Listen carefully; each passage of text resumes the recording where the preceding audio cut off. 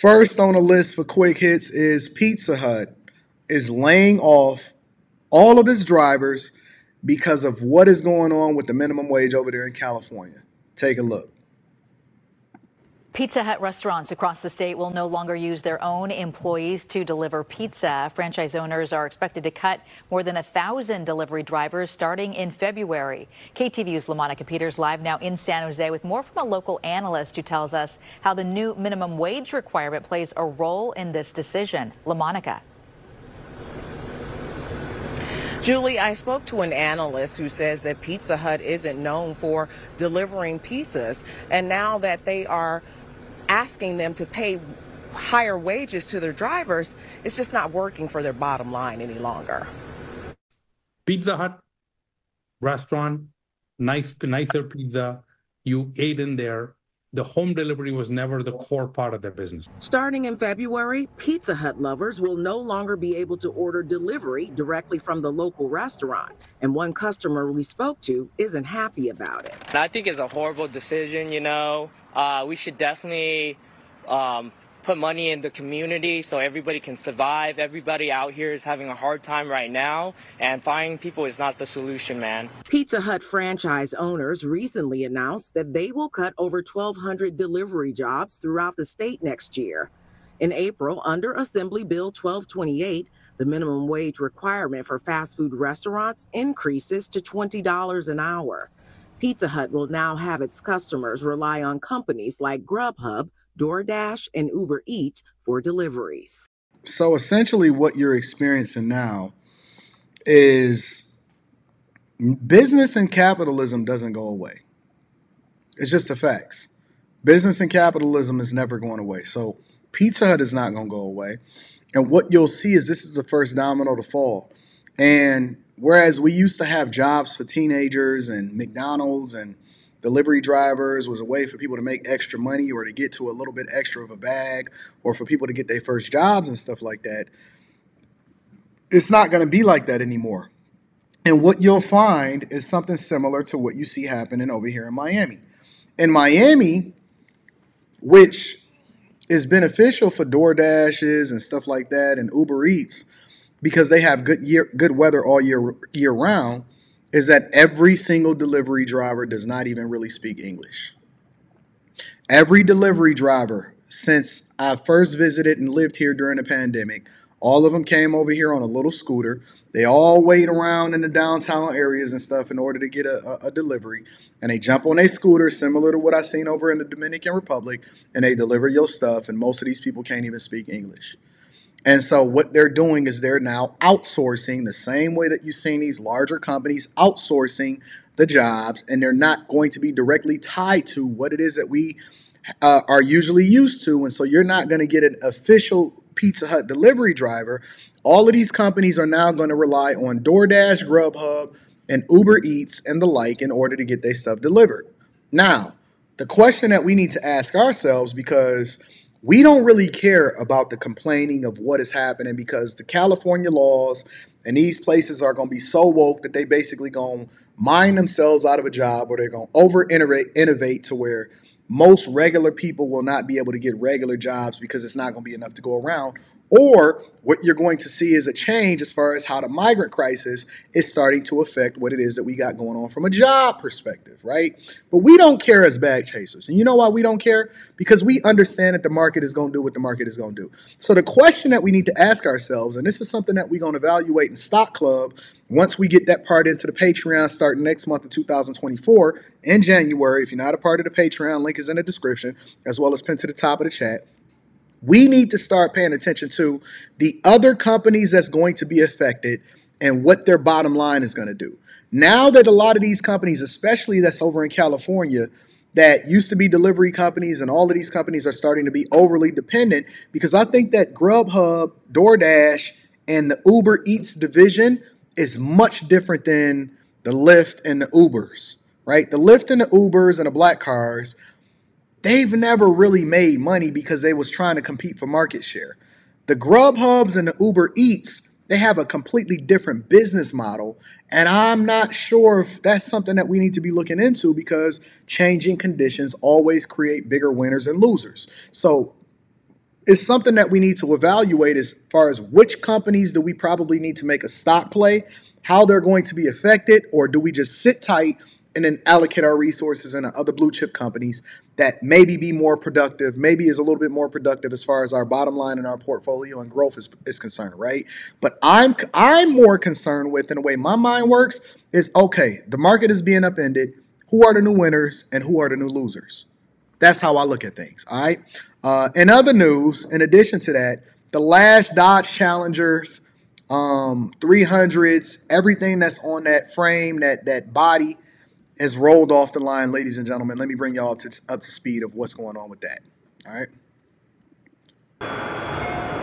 So this is the process from start to finish of what it looks like. And this is where I used to work at. I used to work in a steel mill, and I used to go through the pickling line. The pickling line is an opportunity for you to actually clean the steel and make it and prep it and get it ready for it going over to stamping and stuff like that, right? And I also used to work in a shipping yard and stuff.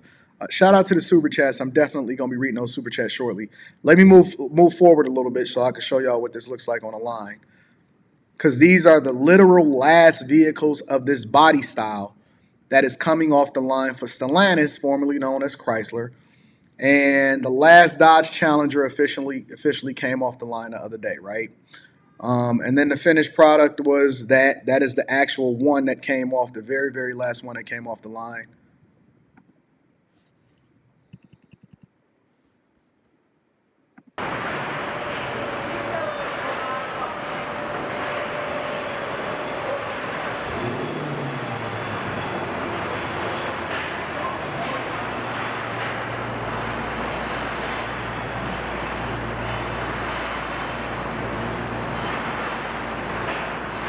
It's a pretty beautiful car.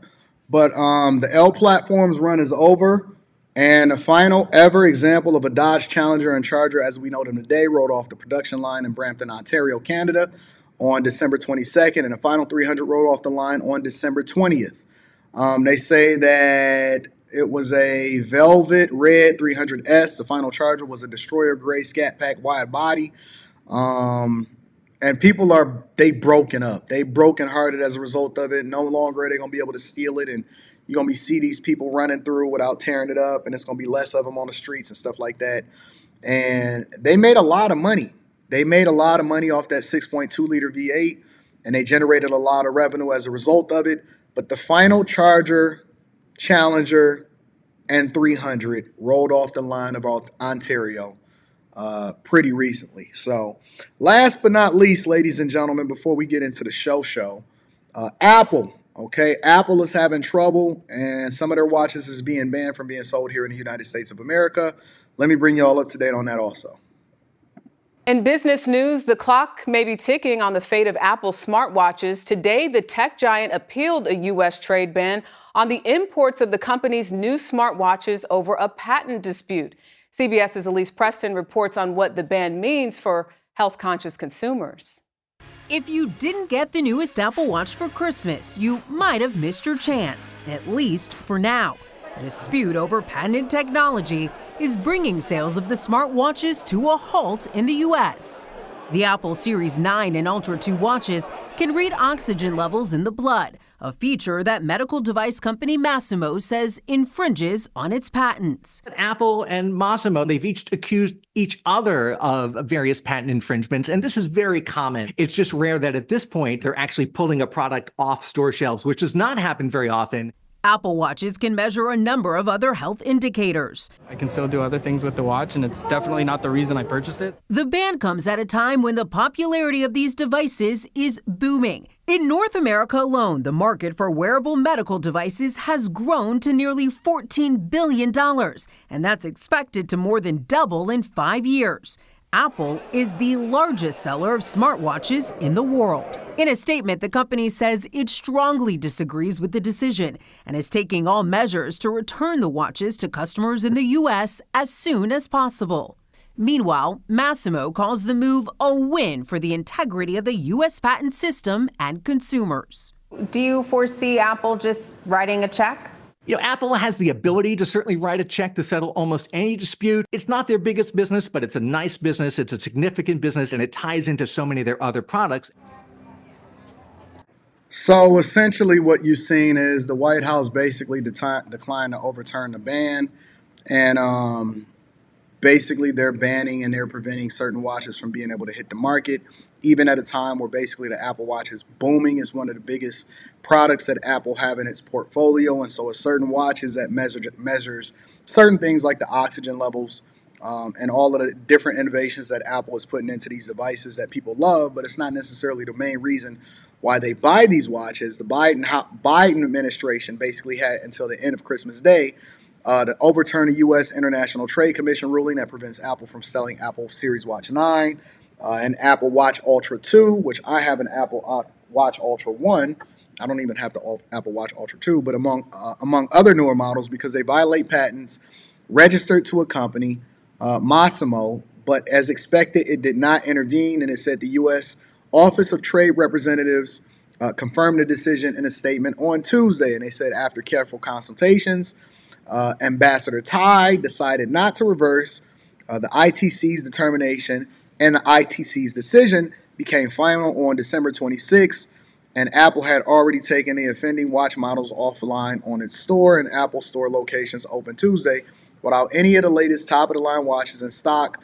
A cheaper Apple Watch SE, which was not part of the ruling, remains on sale, but the ban affects the Apple Watch Series 6 and later in all models of Apple Watch Ultra. So if you did not get certain Apple Watches as far as the latest models of them, then you probably will be affected if you decide that that's what you want to do.